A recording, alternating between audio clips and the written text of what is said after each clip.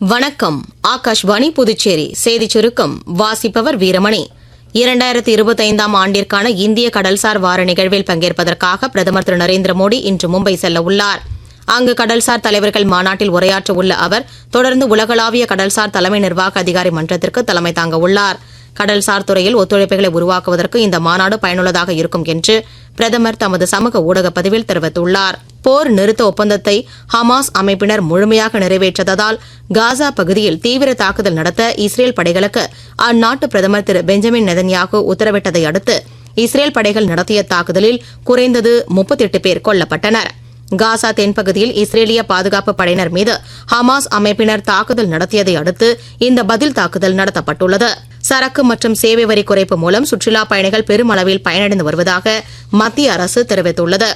உலக பக்கவாத தினம் இன்று கடைபிடிக்கப்படுகிறது. ஒவ்வொரு நொடியும் கணக்கிடப்படுகிறது என்பதே இந்த ஆண்டின் மைய கருத்தாகும். புதுச்சேரியில் 24 ஆண்டுகளுக்கு பிறகு நவம்பர் 4ஆம் தேதி முதல் வீடு வீடாக சென்று வாக்காளர் பட்டியல் திருத்தப் பணி மேற்கொள்ளப்படும் என தலைமை தேர்தல் அதிகாரி திரு ஜவஹர் தெரிவித்துள்ளார். புதுச்சேரி லாஸ்பேட்டை சாந்தி நகர் மேல்நிலை நீர்த்தேக்க தொட்டியில் பராமரிப்பு பணி மேற்கொள்ளப்பட இருப்பதால் இன்று நண்பகல் 12 மணி முதல் பிற்பகல் 2 மணி வரை சாந்தி நகர் மற்றும் அதனை சுற்றியுள்ள பகுதிகளில் குடிநீர் விநியோகம் தடைப்படும் என பொது சுகாதார கோட்ட செயற்பொறியாளர் அலுவலகம் வெளியிட்டுள்ள செய்திக்குறிப்பில் தெரிவிக்கப்பட்டுள்ளது.